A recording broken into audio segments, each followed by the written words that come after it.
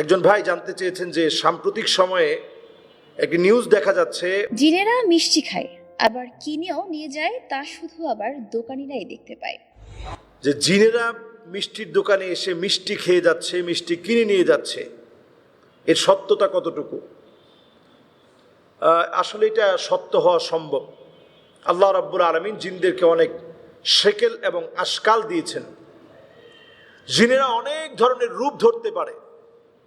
কোরআনুল কারীমের বক্তব্য হচ্ছে, ওয়ামা খালাকতুল জিন্না ওয়াল ইনসা ইল্লা লিয়াবুদুন। মানুষ এবং জিনকে আল্লাহ রাব্বুল আলামিন সৃষ্টি করেছেন ইবাদতের জন্য। বিভিন্ন শেকেল, বিভিন্ন রূপ আকার জিন ধারণ করতে পারে।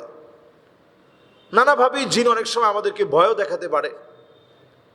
তো মিষ্টির দোকানে যারা কাজ করে, অনেকের কাছ থেকে সাক্ষাৎকার নেওয়া হয়েছে, আপনি কিভাবে বুঝলেন যে জিন আপনার দোকানে আসছে? কেমনে আপনি বুঝলেন? তো কয়েকজন ব্যক্তি বলছে যে আমি এইভাবে আইডেন্টিফাই করেছি যে তাদের শরীরের মধ্যে যে সুঘ্রাণ থাকে, এটা অন্য সাধারণ মানুষের সুঘ্রাণের মতো না। অথবা তারা যখন আসে কোনো ছায়া পড়ে না, তাদের পাটা উল্টানো থাকে। এই আলামতগুলো দেখে আমরা আইডেন্টিফাই করতে পেরেছি যে এটা জিন। জিনরা অনেক রকমের হতে পারে। জিনদেরকে আল্লাহ রাব্বুল আলামিন তার ইবাদতের জন্য সৃষ্টি করেছেন। অনেক ধরনের রূপ ধরতে পারে। জিনেরা অনেক সময় সাপের রূপ ধরতে খুব পছন্দ করে। মানুষের আকার আকৃতি ধারণ করতে পারে। মানুষের আকার আকৃতি যখন ধারণ করে, স্বাভাবিক বেশভূষায় আমাদের মতোই চলাফেরা, আমাদের মতোই পোশাক পরিচ্ছদ, আমাদের মতোই কথা বলবে, আমাদের চারপাশে অবস্থান করবে, এবং তারা টাকা দিয়েই মিষ্টির দোকান থেকে মিষ্টি কিনতে পারে। অনেক সময় অনেক দোকানদার বলেছেন যে আমরা দেখে যাই যে মিষ্টিগুলো একভাবে গুছিয়ে রেখেছি, এসে দেখি ওই মিষ্টিগুলো আর ওই রকম নেই। সব মিষ্টি আবার তারা পছন্দ করে না। বিশেষ করে রসমলাই, তারপরে রাজভোগ, এরপরে চমচম, এই জাতীয় দামি দামি যে মিষ্টিগুলো আছে, কাশ্মীরি কিছু মিষ্টি আছে, এই জাতীয় মিষ্টিগুলো তারা খুব পছন্দ করে। তো এই মিষ্টিগুলো স্বাভাবিকভাবেই জিনদের খাবার হচ্ছে। আমরা যেটা খেয়ে ফেলে দিই, যেমন হাড় অথবা কাটা, যেটা আমরা খেয়ে ফেলে দিচ্ছি, এটার মধ্যে আমরা কখনো পানি দিব না।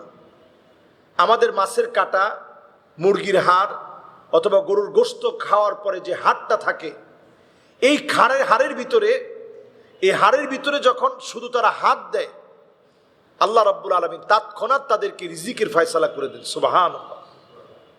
আল্লাহ তাআলা এইভাবে তাদেরকে রিজিক দেন। আমাদেরকে যেহেতু আল্লাহ রাব্বুল আলামিন সর্বশ্রেষ্ঠ সৃষ্টি হিসেবে আল্লাহ তাআলা সৃষ্টি করেছেন, আমাদের রিজিকটাকে আল্লাহ তাআলা সম্মানিত করেছেন। এজন্য যখন আমাদের মানুষের মতো কোনো আকৃতি তারা ধারণ করে, তখন সম্মানিত মানুষের যেরকম অভ্যাস, তারা এইভাবে করেই মিষ্টিটা গিয়ে সংগ্রহ করে।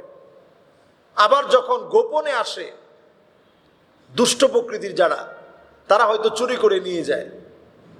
এক একটা জিন বালেগ হয় 300 বছর বয়সে, আর আমরা সাধারণভাবে বালেগ হই 13, 14, 15 বছর বয়সে, আর তারা বালেগ হয় 300 বছর বয়সে। এক একটা জিন হায়াত পায় 2 থেকে 2,500 বছর, এরও উপরে। তাহলে চিন্তা করেন, নবীজি সাল্লাল্লাহু আলাইহি ওয়াসাল্লামের জামানাতে এমন জিনদের সঙ্গে সাক্ষাৎ হয়েছে, যেই জিনেরা নবী মুসা আলাইহিস সালামকে পেয়েছেন। এমন জিনের সঙ্গে সাক্ষাৎ হয়েছে যেই জিন ঈসা আলাইহিস সালামকে পেয়েছেন। যারা তাওরাত শুনেছে, যারা ইনজিল শুনেছে, এরা যখন কোরআনুল কারীম শ্রবণ করেছে, তখন তাদের বক্তব্য ছিল, ইন্না সামি'না কুরআনান আজাবা। এক আশ্চর্যজনক কোরআন আমরা শুনেছি, এক আশ্চর্যজনক কোরআন আমরা শ্রবণ করেছি। সুবহানাল্লাহি ওয়া বিহামদিহি। এই জন্য যতজন আমরা এই জাতীয় বিষয়গুলো নিয়ে আমরা পড়াশোনা করি অথবা কথা বলি, জিনেরা আপনার কোনো ক্ষতি করতে পারবে না। আপনি ছোট্ট ছোট্ট কিছু আমল করেন, জিনেরা কোনো ক্ষতি করতে পারবে না। 1 নাম্বার আমল হচ্ছে আপনার মন থেকে ভয়টাকে দূর করে ফেলুন। 2 নাম্বার আমল হচ্ছে আপনি আমি যতজন এই ভিডিওটা দেখব, প্রত্যেকের আমাদের দায়িত্ব হচ্ছে প্রতিনিয়ত সূরা ইখলাস, সূরা ফালাক, সূরা নাস পড়ব। ফজর আর মাগরিবের পরে 3 বার, জোহর, আসর আর এশার পরে একবার করে, ঘুমানোর সময় আপনি একবার করে পড়ে ঘুমান। আয়াতুল কুরসিটা পড়ার চেষ্টা করেন। এই আমলগুলো যদি আমরা প্র্যাকটিস করি, জিন আপনার কোনো ক্ষতি করতে পারবে না। আপনি দেখবেন বরং জিন আপনার বশে চলে আসবে। যদি আপনি নামাজ পড়তেছেন, দেখবেন সে এসে আপনাকে কোনো ভয় দেখাবে না, আপনি শুধু ভয়টাকে ছেড়ে দেন।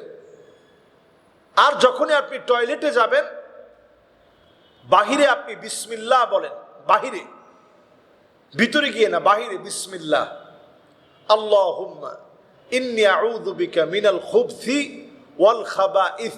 এটা টয়লেটের ভিতরে ঢুকতে ঢুকতে বলবেন না, বাহির থেকে বলবেন। কারণ আল্লাহুম্মা মানে হে আল্লাহ, ইন্নী আউযু বিকা, আমি তোমার কাছে আশ্রয় চাই, মিনাল খুবসি ওয়াল খাবাইস, যত খবিস, যত খারাপই আছে, যত অনাচারী পাপিষ্ট জিন আছে, এদের অত্যাচার থেকে পানাহ চাই। টয়লেটে সবচেয়ে খারাপ দুষ্ট জিনেরা থাকে, এজন্য আপনি পানাহ চেয়ে নিলেন।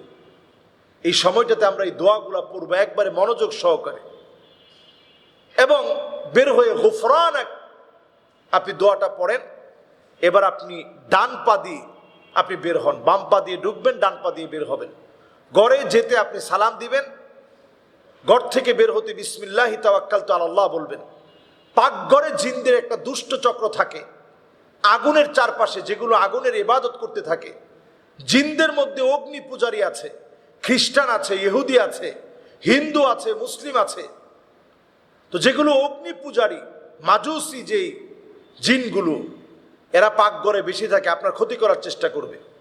এজন্য আপনি পাকঘরে যাওয়ার সময় বিসমিল্লাহ এরকম আওয়াজ করে বলেন, আউযু বিল্লাহি মিনাশ শাইতানির রাজিম, আপনি আওয়াজ করে বলার চেষ্টা করেন।